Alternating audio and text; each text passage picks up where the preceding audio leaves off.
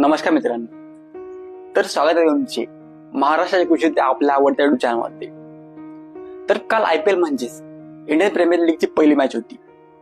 तर हा सामना कोलकाता नाईट रायडर्स आणि रॉयल चॅलेंजर बँगलोर म्हणजेच RCB यांच्यामध्ये झाला. 22 मार्च 2025 रोजी कोलकात्याच्या ऐतिहासिक एडन गार्डन मैदानावर हा सामना खेळला गेला.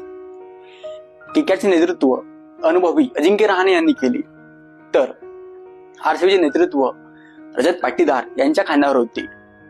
दोन्ही संघांनी विजयासाठी जोरदार प्रयत्न केले, परंतु शेवटी RCBने 7 विकेट्सनी हा विजय मिळवला. सामन्याची सुरुवात RCBने नाणेफेक जिंकून क्षेत्ररक्षणाचा निर्णय घेतल्याने झाली.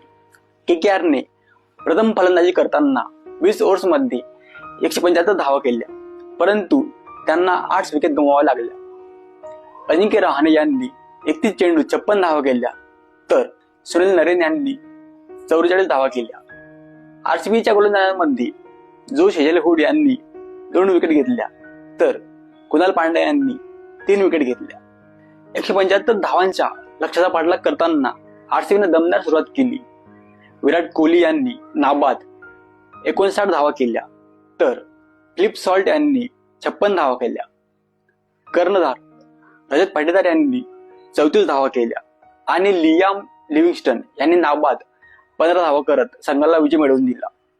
तर RCBने हे लक्ष्य केवळ 16 ओव्हर्स आणि 2 बॉल मध्ये कव्हर केले होते. या विजयासह RCBने IPL 2025च्या मोहिमेची शानदार सुरुवात केली. दुसरीकडे KKRला त्यांच्या पुढील सामन्यात पुनरागमन करण्यासाठी मेहनत घ्यावी लागणार आहे.